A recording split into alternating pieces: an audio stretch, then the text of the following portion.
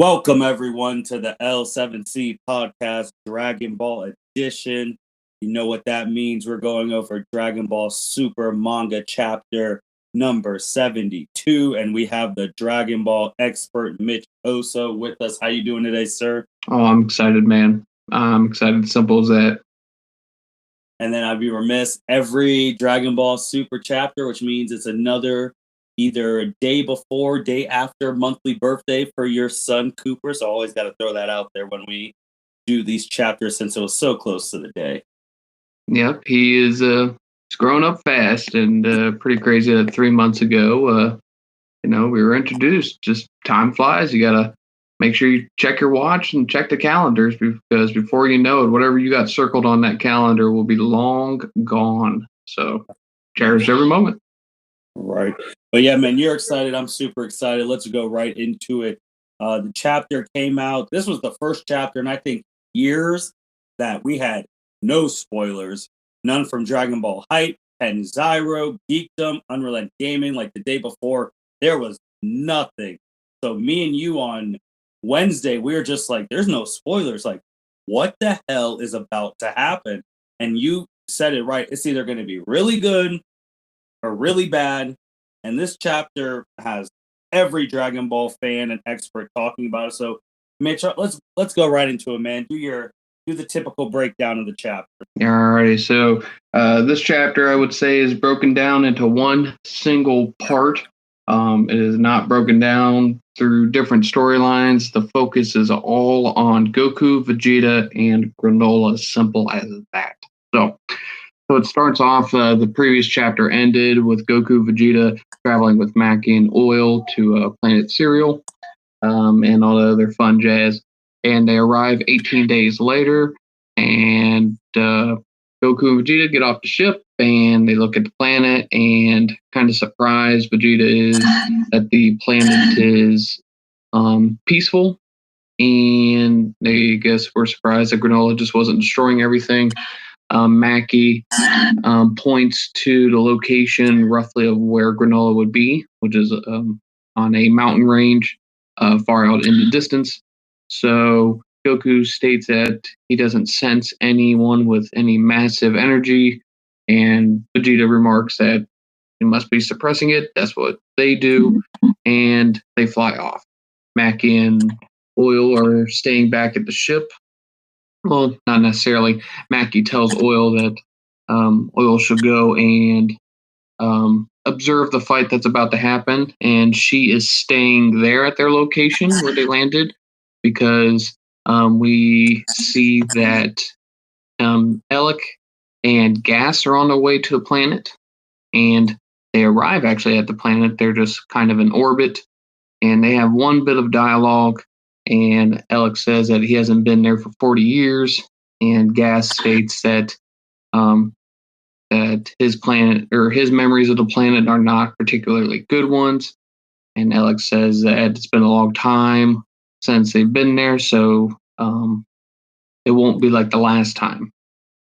And Gas agrees. So there's history with Gas and something like that, which they'll probably explain, I would imagine, in the next chapter or in the near future here.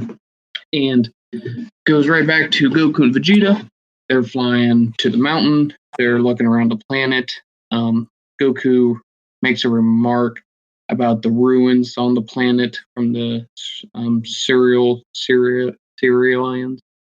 from the past when the Saiyans destroyed them. Again, not knowing that Saiyans destroyed the planet. And he questions if Granolah was the one that did all this damage. Vegeta remarks that the ruins appear to be quite old, but the new residents of the planet are in their modern cities, and those haven't been attacked at all. And as they're flying, one of the panels here zooms in on a location in the middle of the forest, and then all of a sudden, out of the blue, Goku and Vegeta are getting shot with ki blasts. And they're very precise and accurate as they describe them, and they have difficulty trying to dodge them, but they do their part. And Vegeta transforms into appears to be Super Saiyan Blue, of course, Goku goes Ultra Instinct Omen, presumably here. They're both dodging all of the Ki Blasts. Vegeta having to work a little bit harder. Goku, because we all know Omen, Ultra Instinct there. And they get to the spot in the forest where the Ki Blasts are coming from, and they notice that no one's there. And they are searching around, and then all of a sudden, coming from the sky, they're getting blasted with Ki shots again. So they then fly up into the sky to confront their enemy, and then all of a sudden, Ki blasts are coming from the ground. So they're going back and forth trying to figure out what's going on, and Goku is trying to get a grasp of the situation, and Vegeta makes the remark, if Granolah is fast or is moving faster than they can keep up with. And then Goku states, but that's not. And then we get the sweet panel of Goku getting hit by something. And he is in pain here. And we find out that Granolah blasts him right in the back. Goku plummets to the ground, badly hurt. And Vegeta races down to the ground and pulls out a Senzu bean and gives it to Goku and says, I can't believe that, or I hate to have to use one of these before we even see our enemy. Eat up, but I only brought 2 with us. And he's only brought 2 beans with us, so apparently they must only have 1 left, if I can do my math right there. And Goku gets up, and Goku makes a remark, or Vegeta makes a remark to Goku saying that he relies on Ultra Instinct too much, even though he hasn't perfected it. So then dodge using your mind instead. So Goku says, you're right.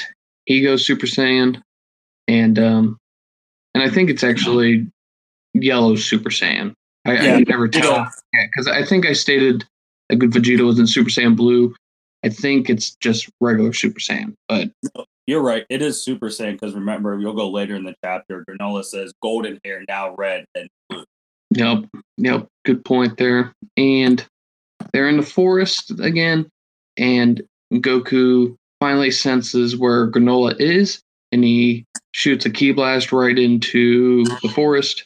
And sure enough, it's heading right towards Granolah, and then he vanishes from that spot right before he gets hit, and he instantly appears right behind Goku and Vegeta. And Granola's just standing there, and Goku and Vegeta are amazed. And Goku makes a remark, instant teleportation, like with a question mark, and then says, no, it's even faster than that. And Granolah remarks that he has no name for the technique. It's just a small fraction of the power that elevated him to be the strongest in the universe. And Vegeta makes a remark, basically that he's cocky. Granolah introduces himself. I am Granolah, the last of the Ceruleans. And Goku asks if he's ever seen or ever heard of them before. Vegeta says that he cannot say that he has. Granolah says that you may not know us, but I know your kind too well. That catches Goku and Vegeta off guard. And they just go back and forth asking, just, hold some. Vegeta says, you hold a grudge against us for some reason. And Granolah says, why should I tell you? It doesn't matter either way. Your tribe is fated to meet its end here. So he lifts himself or elevates himself up into the air. Goku and Vegeta are wondering what he's planning on doing. Then he sticks his hand out. Granolah does at Goku and Vegeta. Goku has this sudden realization of something bad about to happen. And then all of a sudden, the entire surrounding area just explodes. A humongous explosion, dwarfing the mountains all around. And off in the distance, Oil is in shock that Granolah has this power, again, as he is observing the fight to report to the Heaters. And Now the panel shows that Vegeta and Goku are up in the air. Now this is a very important part of this arc here, or of this chapter I meant. Goku asks Vegeta, "Do you see that move?" And Vegeta makes the remark, "It was similar to destruction." I want to repeat that. He said it was similar to destruction. Holy shit. And Goku says, does that mean he can use other techniques? And Vegeta just brushes it off as, ridiculous. Granolah is a little bit surprised that they were able to escape and makes a remark that they are stronger than they appear. And Goku asks if they should attack together. And Vegeta, being, typical Vegeta, says, "Don't be absurd. I'm in no mood for teamwork. I came here to prove myself superior to you." But Vegeta gives Goku the opportunity to fight first, which catches Goku off guard, and he says that Granolah's already hit him once, so he should be given the opportunity for payback. And Goku surprisingly agrees. And Granolah threatens him to come on down and fight, otherwise he's going to shoot him down. And Goku descends to the ground and continues discussing with Granolah that he is going to fight him. And Granolah calls him a fool. So then Vegeta, in the meantime, goes and is standing on top of some of the ruins, just observing the fight. And he says that Granolah must be up to something. He's going to keep his eye on the situation. There has to be more to this. There must be more to Granolah than just another villain to defeat. So it goes back to Goku and Granolah. And Granolah remarks, or says, "Where's that monstrous ape form you people are known for?" And Goku says, "Wow, you really do know a lot about us."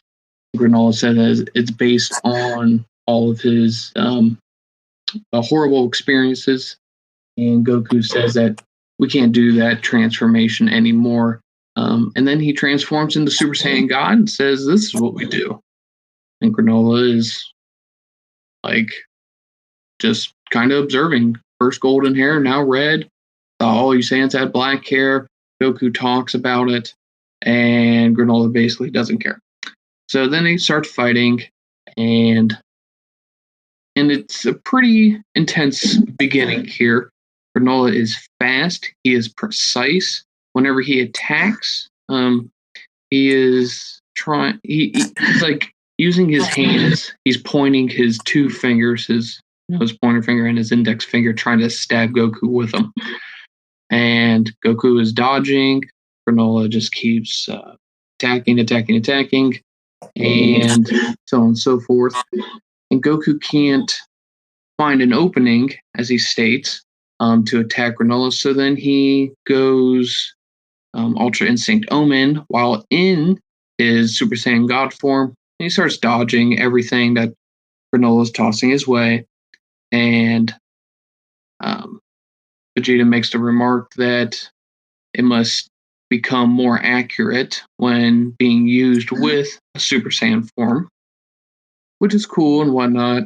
And we see some more panels of Granolah fighting, using all his different techniques. He uses one technique where he makes a ki blast out of all of his fingers and thumbs, shoots them all at Goku, and Goku dodges every single one. And then actually a pretty sweet looking shot on page 31. It's just raining ki blasts down, and it shows him just dodging everyone in a single frame. Pretty sweet. And then it shows Goku. He gets out of the area in which the ki blasts are coming down, and he looks up to where Granolah was, and Granolah's not there. Big mistake, because all of a sudden Granolah now appears in front of Goku and hits him right in the stomach with just his, just an open palm, kind of just like a jab with his two fingers, right in his gut. And it shows Goku caught off guard, and it zooms in on Granolah's eyepiece that he has, his little binocular thing that makes his vision that much better. And then Granolah backs off. Goku grabs his stomach and says, "You almost got me there. I slipped up." And then all of a sudden, Goku falls out of his Super Saiyan God transformation into his black hair and collapses on the ground.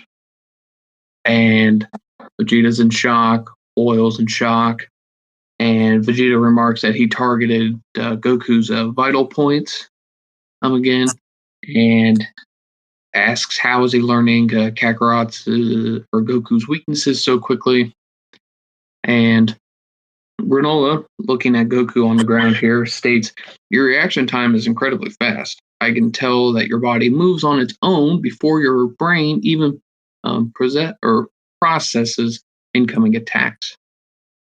But he said, however, even a flawless fighter cannot hide his vital points. Okay. He states that as he dodged, that Granolah observed the blood flow and muscle movements, and he learned exactly where to strike. Goku questions, "You can see stuff like that?" And Granolah admits that his right eye, the one with that patch on it, is the sharpest in the universe, and it sees all. And Vegeta just wonders that a tribe driven to extinction known for their evolved right eyes.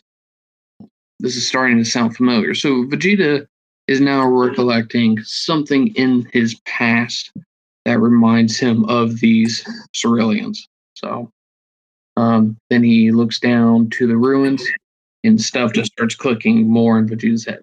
Granolah says to Goku, though, but that's not all that his eye can perceive.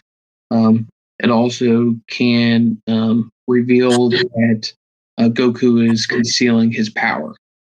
And he says that I don't know what you're trying to pull here, but you really need to stop holding back, otherwise I'm going to kill you. And Goku admits. He stands up, and Goku's fine now, by the way, out of nowhere, all of a sudden.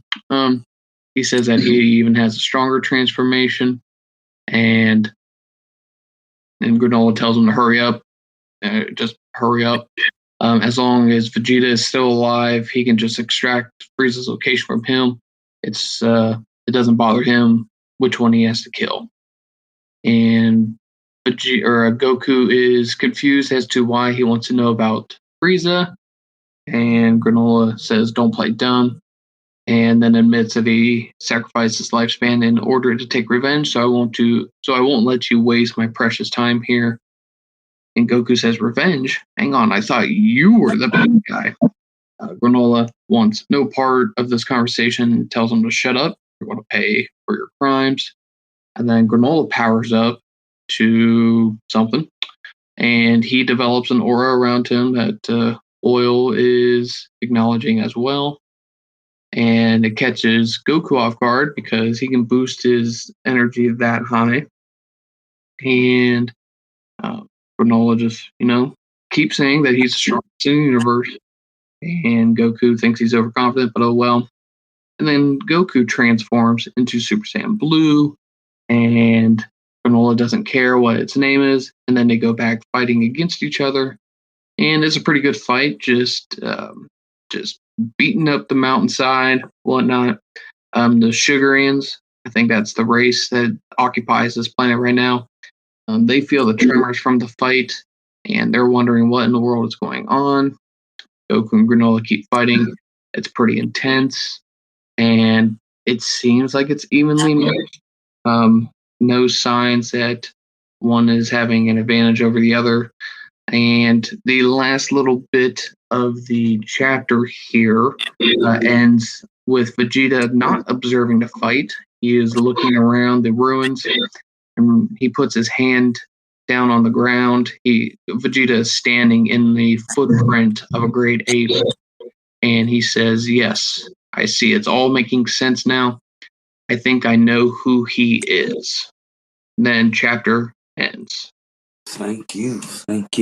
Well, I think we just need to state this now. I mean, I didn't think they'd fight this one. I thought it'd be talk first and fight, but I was obviously wrong. And I think we also need to state that Granolah is a problem. Big problem. Big problem. Because we were a little hesitant because obviously the beginning of this was Goku and Vegeta training and all of that. And the fact that Vegeta, I think this is the first time in Dragon Ball history that they've had to take a sensu bean before they even saw the enemy. Correct me if I'm wrong, I think that's the first time in history. Yeah, because every other antagonist, they've not had the skill set that Granolah has had. Now everyone's been different.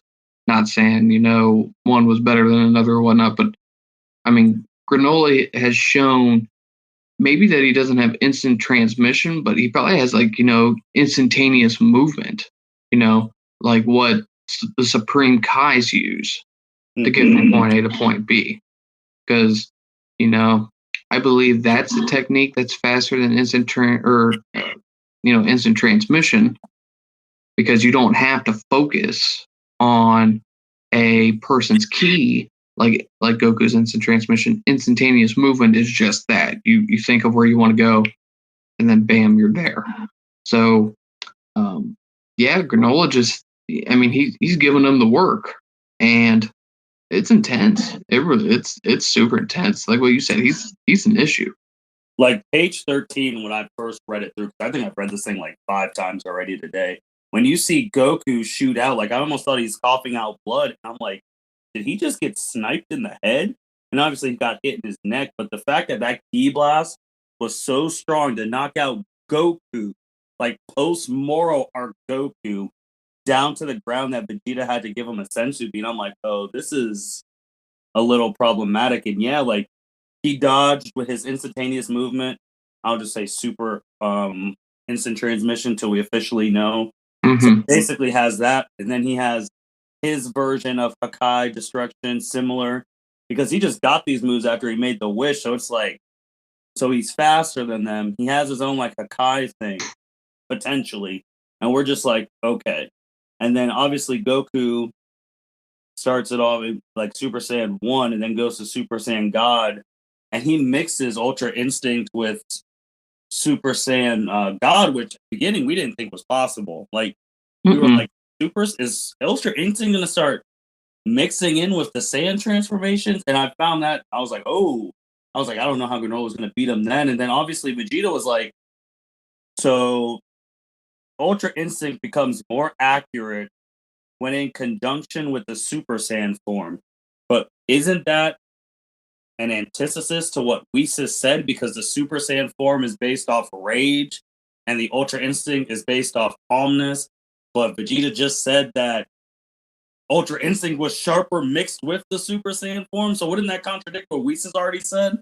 It's Ultra Instinct, like I've said in previous podcasts. I feel like they've had whenever it was first thought up, they had their rules for it, and then as the stories have progressed, then they have to change the rules for a bit, because like what you said, Ultra Instinct is all about the calmness of the heart. I mean, if I recall right, that's what Maris was trying to teach Goku, because whenever they were in the hyperbolic time chamber, the other one, and I mean, he stated, one's all about rage, one of them is all about tranquility, and even Beerus has stated that. Beerus stated that in this arc when right before he started training Vegeta, and he asked Vegeta, "Is like, don't you want to learn that one?" And he said that it doesn't fit his style. At least if I recall, that's how that conversation went. But I mean, just things are just slightly contradicting themselves. Now, granted, Goku was using it in the Super Saiyan God form, which I don't really think there's, at least not like the Super Saiyan form, full of rage and anger and all the other fun jazz. But still, it's the things are not aligning as. I mean, it's not bad either. It's not like it's ruining the arc. It's not ruining Ultra Instinct, but I guess we're nitpicking. Like, I'm nitpicking on it. I'm like, but when you've been creating a franchise for the past, what are we on, 40 years, something like that. Mm-hmm. I guess there's supposed to be some discrepancies based off of what we've done in the past, but yeah, it's cool. I still wonder really what is Ultra Instinct, because like we were having this discussion. It's like, what is Ultra Instinct? Is it you can master Ultra Instinct and you can dodge any danger that comes to you, or you can impose harm to anyone you want to. It's just something. But we're just learn more about it as the years go on and chapters go on here. But I really did feel like that was a game changer. See, I was like, oh, that's the first time we didn't even think that was possible, because we didn't see that on panel of when he was training with Whis, of him in any other form mixing it.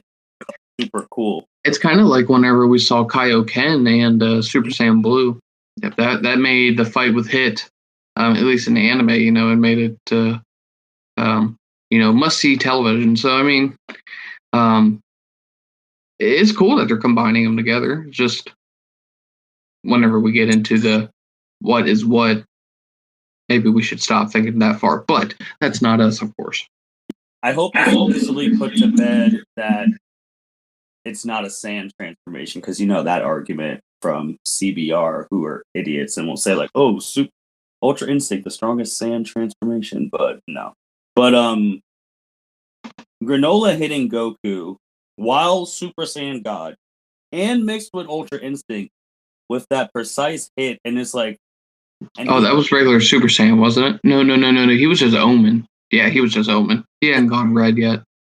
No, if you look past, because he hit Goku on page 32. I thought you were talking about the blast on the neck. My bad. Oh, no, the poke to the stomach. Yeah, you're right. Yeah, my bad.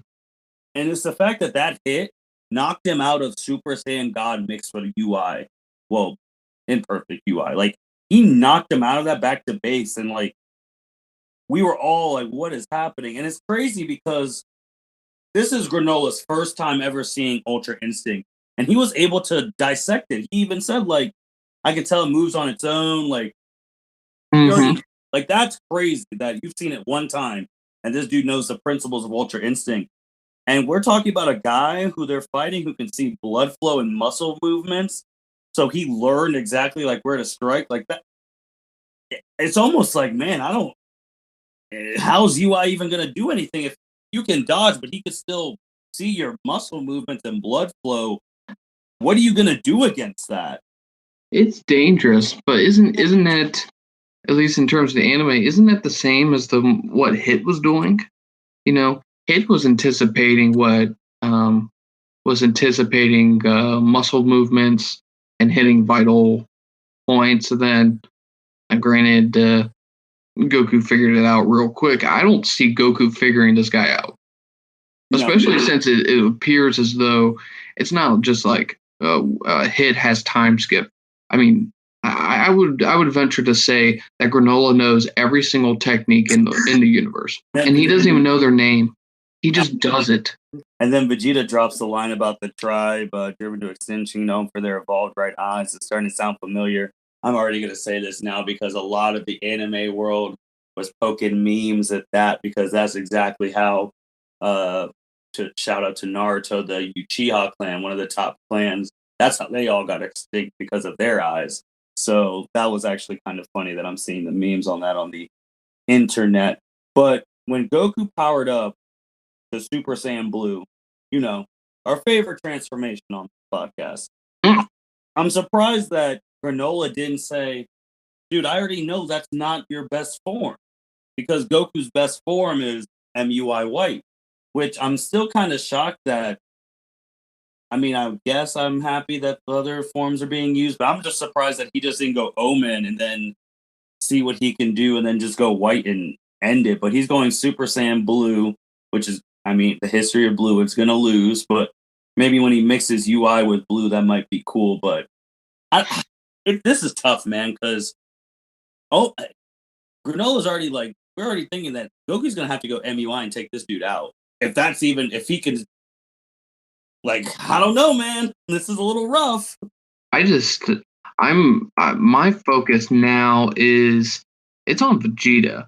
Like, Vegeta said at the beginning that he couldn't recollect anything of Granolah, and then by the end of the chapter, he figures out who Granolah is. Because I want to know, was Vegeta there? Was he on the planet whenever this occurred? I don't think he was. I forget how old Vegeta is in this arc. They're pushing that age of, like, it was probably like, whenever he was a very young child, or maybe whenever he was born. I think it was 50 years. So, yeah, maybe. I think Goku and Vegeta might be pushing 40. I could be wrong on that. I could pull up the Wikia, but just kind of hard to keep track of what year we're even in, anyways. Yeah. So I'm excited for that because as we have discussed on the previous chapters, or podcast, I really thought I was going to get close to my hope or my prediction, and that was I was hoping Granolah was just going to just Hakai Goku. And I guess it could potentially happen, but if it didn't happen this chapter after what we're seeing here, it's not going to happen. But, when Goku gets blasted in the neck, I thought Granolah killed him. I was like, okay, whatnot. And then when he tied the ground around Goku and Vegeta, it's just, and I say Hakai just so that we understand what we're talking about here. It looks like it is, destruction, but they didn't state for a fact that was destruction. So, but I'm like sitting there, I'm like, oh my gosh, Granola's going to be such a badass killing Goku. But I guess we'll see what happens. But it looks like somehow, some way, Vegeta is going to. I mean, he might, de-escalate the entire situation, because Goku, he was trying to tell Granolah, hey, I thought you were the bad guy. What are you talking about with regards to Frieza? And Granolah tells him, shut up. And now Vegeta now remarks that he understands him. And we got Alec and Gas in orbit right now. And Alec has made a remark that Gas could probably beat Granolah as Granolah stands right now. So what the hell does Gas have in his arsenal that we are not aware of? What happened on this planet so many years ago to Gas that gives him bad vibes, but now Alec is just like, you'll be fine. Like, what? Like, I don't even have an idea as to what Gas is about to do, but I assume Gas is going to be the one that F's a lot of people up on this planet in the upcoming chapters. I agree, because just looking at this, and like, you talked about Vegeta potentially figuring out like Gas and Elect on the way, but it's the fact that this was the crazy thing I was gonna bring out about Vegeta, because I think he's gonna de-escalate it. He's gonna attempt to, which is crazy thinking from Vegeta. But if you remember, just help me out on this, because Granolah made that wish to the dragon to be the strongest. Now the dragon just brought up all his latent abilities and then decreased his lifespan, right? The lifespan, yes. With the abilities, it had stated, that, like what you just said, that, his power would be, all of it combined. But I don't think Granolah was going to learn Ultra Instinct or Destruction in his lifetime. So the dragon also gave him, the power to be, unrivaled in the universe. I was going this crazy thing that since that power is technically, I was going to be like, that's not his. He got it from the dragon. Would Vegeta be able to force Spirit Fission the wish out of Granolah? Okay, that would be actually quite hilarious. That would be pretty gnarly. I don't think that the writers are going to go in that direction. I think that would kill the arc super quick, but that's actually pretty funny. And I'm bringing that up because I was rereading that, and remember, Vegeta turned around and said that he could knock the fusions out of Piccolo. So I'm like, if we're knocking fusions out, can we knock wishes out? Well, that would be wild. This will be like just a discussion just for another day, but it's like, could Vegeta's forced fission technique split Zamasu's soul out of Goku's body? Oh, hmm. I mean, we're talking about his soul. I mean, that was a soul swap. So it's like, you knock out Zamasu, Goku's body is just, a limp corpse. But like, I would say if that's possible, then I mean, yeah, probably Vegeta could just smack the dragon out of Granolah here. But I Because feel like the answers for both of those are no. because like Vegeta, because if Vegeta fights, Vegeta will be the one who fights when Granolah tells him to wish, and they'll look at him like, so you didn't even train for that strength, like you wished it, and then Vegeta would be punching him, saying, "No warrior who doesn't train for their strength deserves to have their strength and call themselves the strongest warrior." Could you imagine if he was starting to lose energy? Oh my god! Well, that would just be a copy of Ginyu. Yeah. Yeah, that would just be a copy of that. Now, I'm glad you mentioned that because I did think something in this arc reading it, and that is Granolah undisciplined? Because he just gained all of these powers, and I mean he's going all out. Like he Hakai that entire mountain with no regards to anything and anyone. Like, did he purposefully mean for his explosion to engulf the entire mountainside, or did he just? I wouldn't say that he can't control it because, but it's like, does he respect the power that he has? I don't think so. I honestly think this fight's going to end way like one of the blasts accidentally tries to get to the city and is about to hit those innocent people. And then Vegeta or Goku goes saves them. And then Granola's like, why are you saying saving people? And then they explain. And then Granola's like, oh, maybe they're not like the people who blew up my world. Then Gas kills them. That would be wild.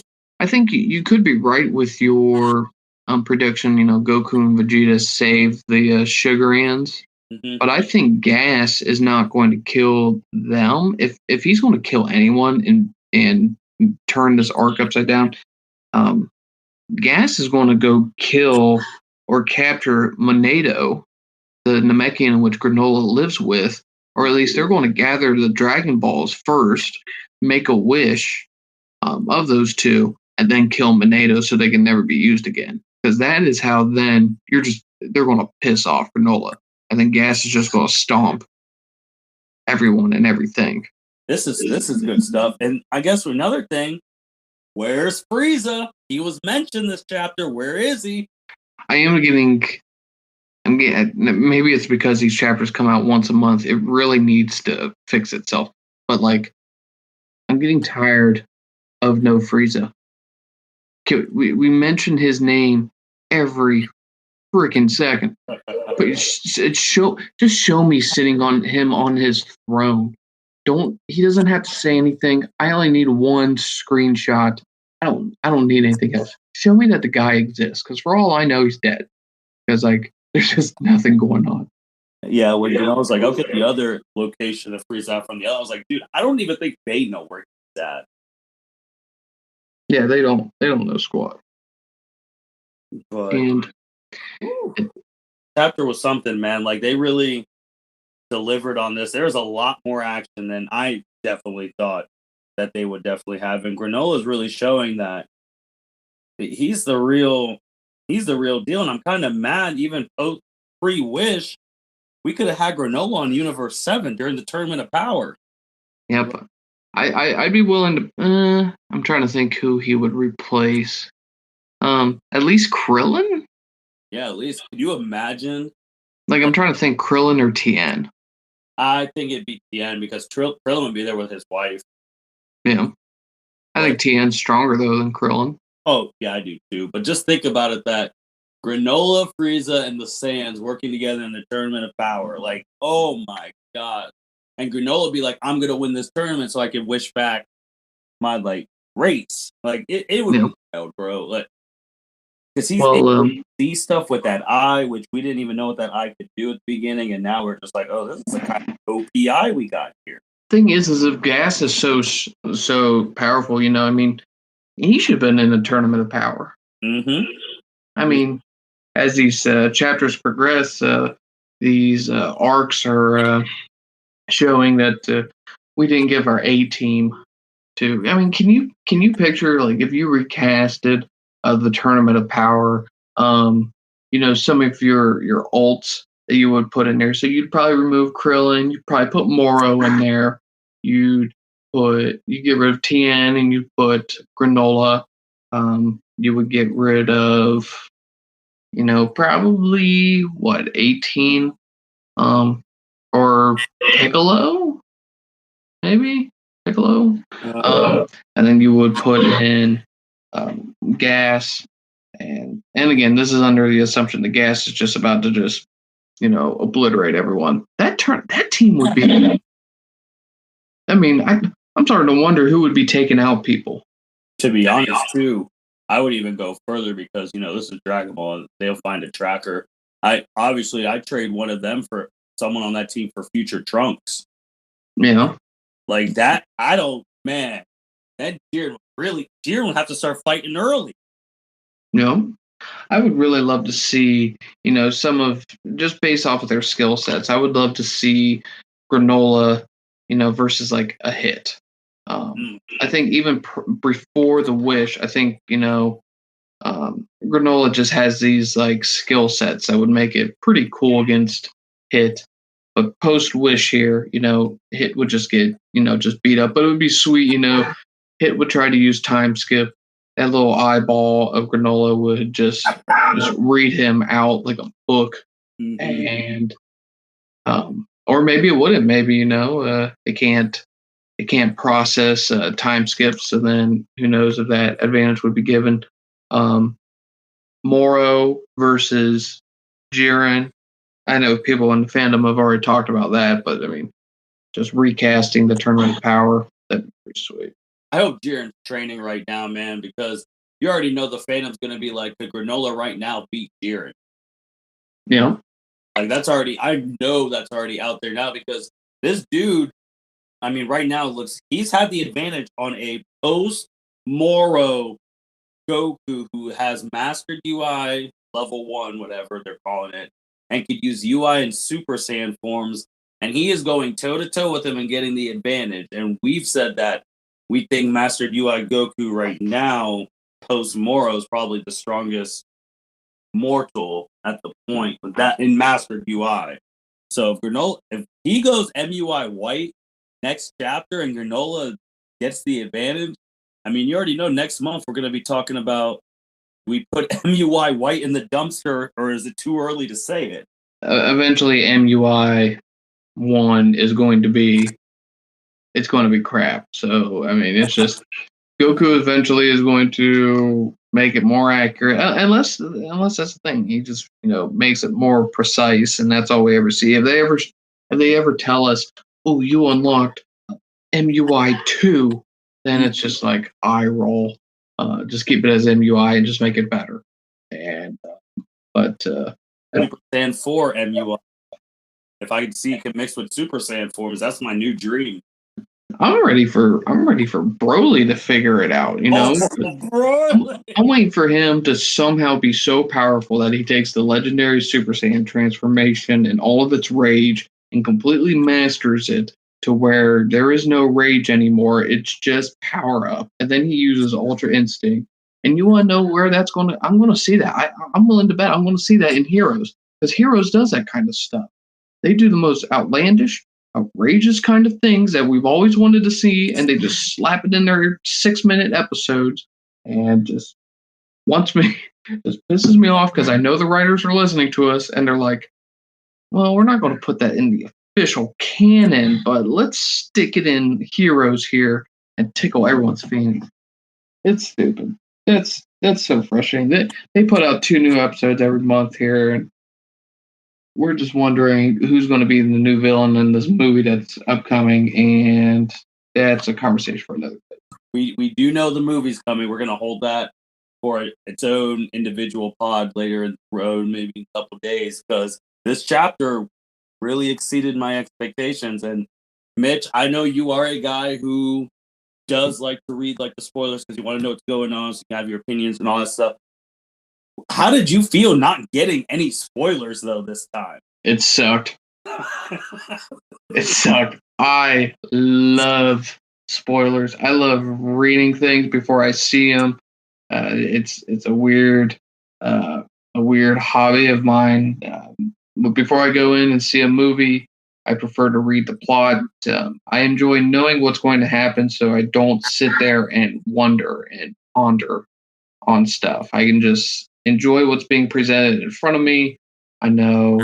I also don't like surprises in general. I don't like surprise birthdays. Gifts are kind of the anticipation of a gift kind of drives me nuts. I don't like to hold on to gifts either for others. I would rather just give it to them now so that they can enjoy it at that moment. But yeah, so the only spoiler that we did get was just that one draft of Goku and Vegeta flying towards Granolah. I thought they were both going to fight at the same time. Everyone did. Off that one page, everyone thought they were going to fight at the same time. We're like, no way. No way. So that's the thing with drafts early, is that they can kind of be misleading. But on the flip side, that's almost like video game trailers, movie trailers. They all do the same. The classic one is in terms of movies is like Avengers: Infinity War. We thought the Hulk was going to be in that movie, and after getting his ass stomped by Thanos, we didn't see him at all. And then, but he's in the trailer running through Wakanda. Okay, that makes sense. Or if we want to talk about video games, if you ever played Halo 5, that trailer, that marketing was all the hype of, Spartan Locke versus Master Chief. And did that occur? Yeah, it happened for 2 seconds, but then they were best buddies for the remainder of the game. Yeah, for me, I was all about spoilers, and not having it was kind of a bummer, but at least this chapter has delivered. So I at least enjoyed what they presented. And I did wonder, because I did state to Martin, to everyone listening, when we found out that there was going to be no spoilers, I stated, as he said at the beginning of the podcast here, it's either going to be a really good chapter or it's going to be a really shitty chapter. And when I said it was shitty, I referenced back in the Moro arc when Goku gave Moro the Senzu Bean. That was given to him, and we knew that was happening a week before the chapter was released. And people and social media was set ablaze. It was roast city on Goku. And people are saying that this is bullshit. Toriyama doesn't know what he's doing anymore. Toritaru is a jackass, and just everything under the sun, and probably even death threats. I imagine they got death threats because that's just human race in modern society. And so that's where I was like wondering, this chapter might be complete ass because they're going to do something completely controversial, and they don't want anyone to know until the chapter actually comes out. But I think it stuck the landing pretty good. Just closing stuff. Chapter, it says next is June 20th, but June 20th here for us is a Sunday. So you still think it's going to come out June 20th, or they might make it a little earlier? I'm trying to think if there's ever been a chapter on a Sunday, like for us in the West. Like, I mean, if it would come early, it would come Saturday. Yeah. But I don't think, because I think we've had Saturday chapter releases. But we have, I can't recall if there's ever been a Sunday release, but I guess we'll find out. I mean, it can only come earlier, so it's like, hell yeah, bring it on. So it's either going to be on the 20th, as we all expect, or we're going to get it earlier, which would be great. We've never had a chapter show up earlier than the 18th of the month, though. So that would be a Friday. I mean, that'd be a good time to pop it out. So I agree. I mean, right now, momentum's hot. They got to keep this going because no one expected this chapter to be this good. It delivered, so really have to keep it going. I think here the problem is, though, is that this chapter is so good, but we have to wait a month. It kind of like, it's going to lose its. I mean, the next week, this weekend, and a few days in the next week, everyone's going to talk about this, and then it's going to go dead until either a Heroes episode comes out, or a movie, or just any news of the brand comes out, and then so between like the 27th through the 10th of the in the span there, no one talks about Dragon Ball.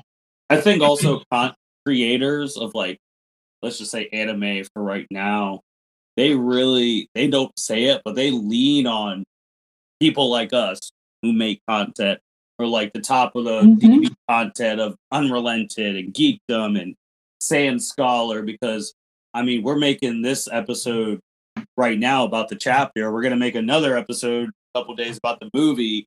So if people during that time frame where they don't we don't have any content, some people are like, oh, let me go listen to what L7C said about the chapter so I can refresh before, because I mean that's when a lot of people listen to our stuff is a couple weeks before the next one, because they're like, oh, let me listen to refresh on the chapter so I know what's going on if there's no spoilers or anything like that. So they rely on people who love Dragon Ball, and that's a lot of people, especially on the YouTube and Twitter and all that. So man, it's gonna be a good time. I can't wait.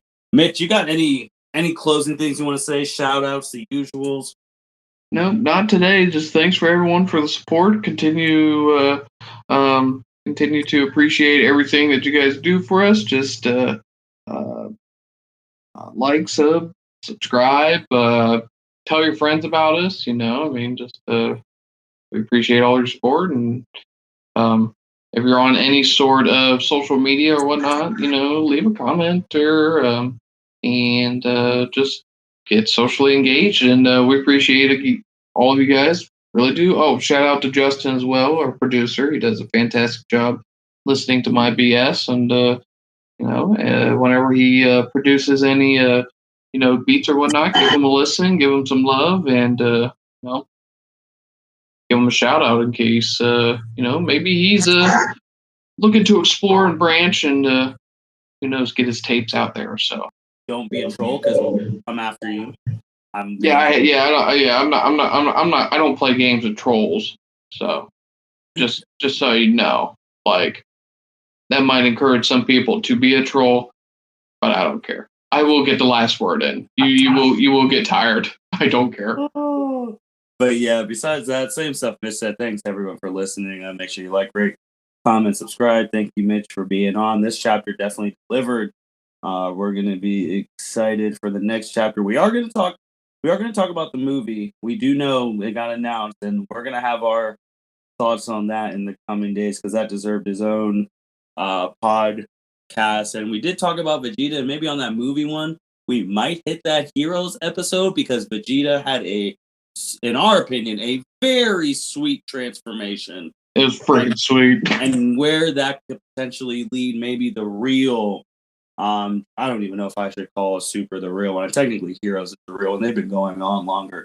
But the more mainstream canon series, Dragon Ball Super, to explore those mixtures of transformations, because that is that's really cool. And then my also last thing before we sign up, Frieza, June 20th, show up. Elite. Fingers crossed. And with that being said, thank you everyone for listening to the L7C podcast. You guys take care. Take care, everyone. Thank you for listening to this episode of the L7C podcast. Be sure to like, rate, review, and subscribe to the channel. Follow us on all social media platforms, and we'll be talking to you guys soon. Take care.